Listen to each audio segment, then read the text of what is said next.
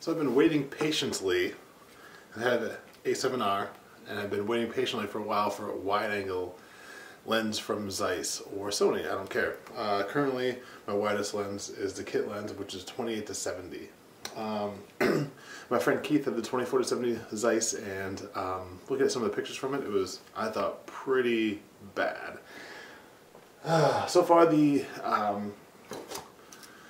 newer 16 to 35 has been getting pretty good reviews. So other people say it has the same horrible bullseye issue that the 28 had, the 28 Prime, which I've noticed. The 28 Prime does have issues in certain situations. I've tried to shoot star trails with it, and it turned out pretty rough. So the question is, can this camera mount and camera system take a wide lens and have the same performance of a DSLR? I also shoot with a 5D Mark III, and the 5D Mark III doesn't have anywhere the same issues that the A7R with the 35 Prime does, that my 5D III has with the Sigma Art Series Prime. Doesn't have the same bullseye issue, none of the vignetting issue. Both lenses look drastically different. So anyhow, the question is, I guess, can you get a top quality wide-angle lens that's of the same quality as a DSLR? 16 to 35 is right in here, so let's open this thing up and see what we got.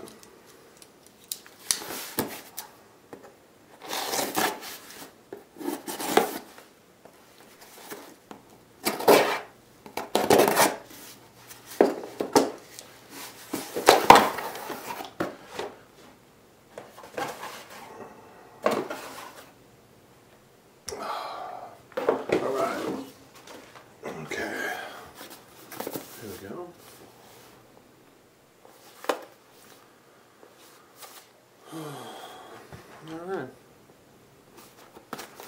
Open it up, let's see what we get.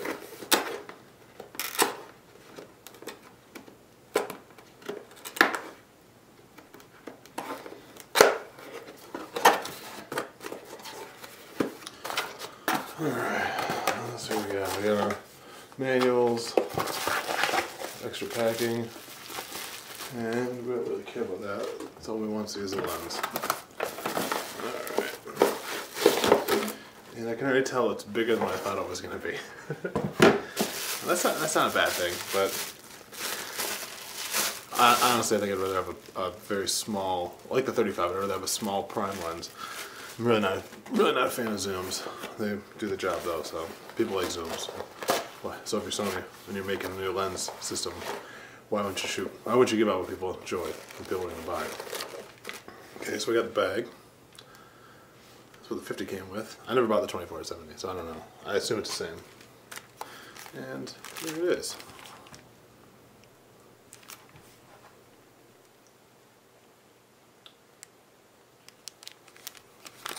Let's see what the front looks like.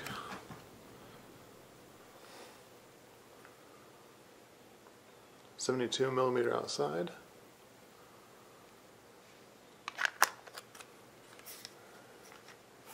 Feel the zoom.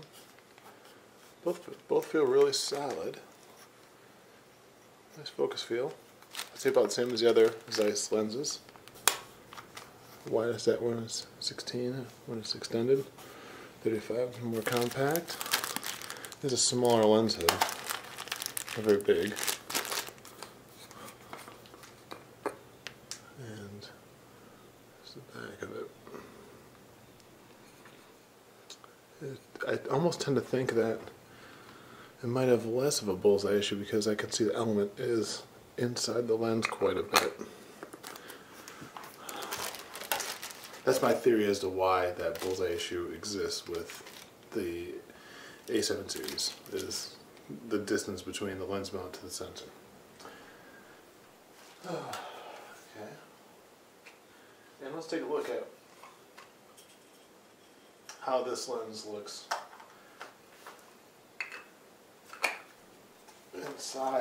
in size to the kit 24 to 70 or 28 to 70. The lens hood's off.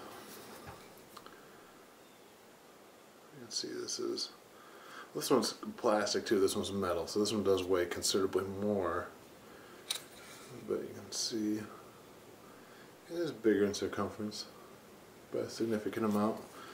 The front element of this takes a filter of 55 millimeter. This takes 72.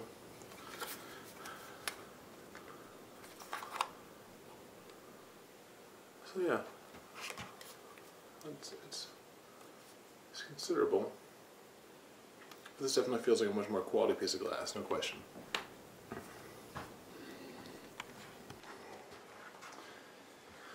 And also, to be fair to the lens, to look at also what we're coming from. So this is the Canon 16-35 2.8. It's a little bit faster, and looking at an outer diameter of what, 82 on the Canon, I think.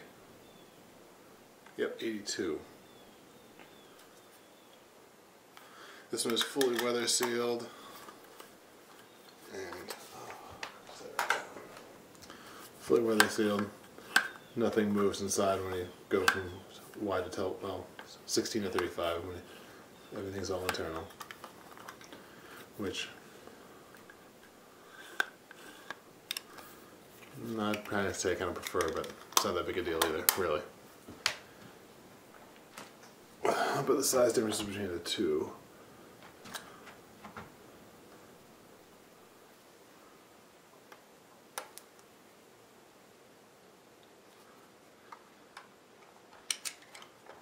And how the two look.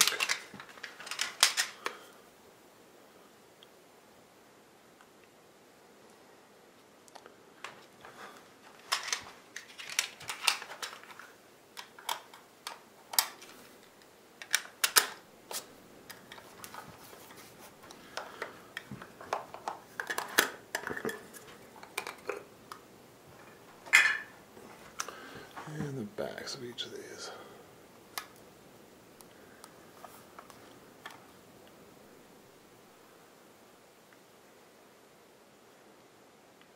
See this element's right up to the back, and the Zeiss is way down in there.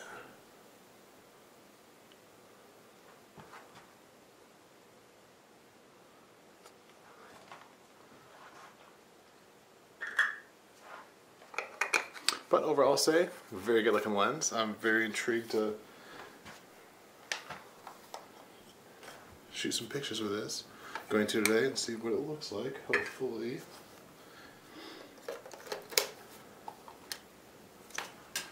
And on the ASMR, it does feel good on there. There's not much movement on there like the 70-200 has.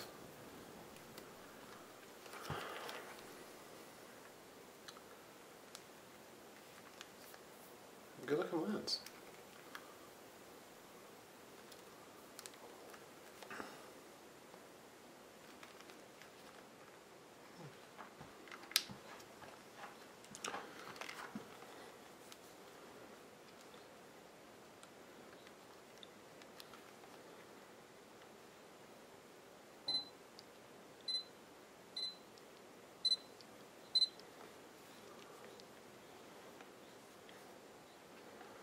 Real nice and wide.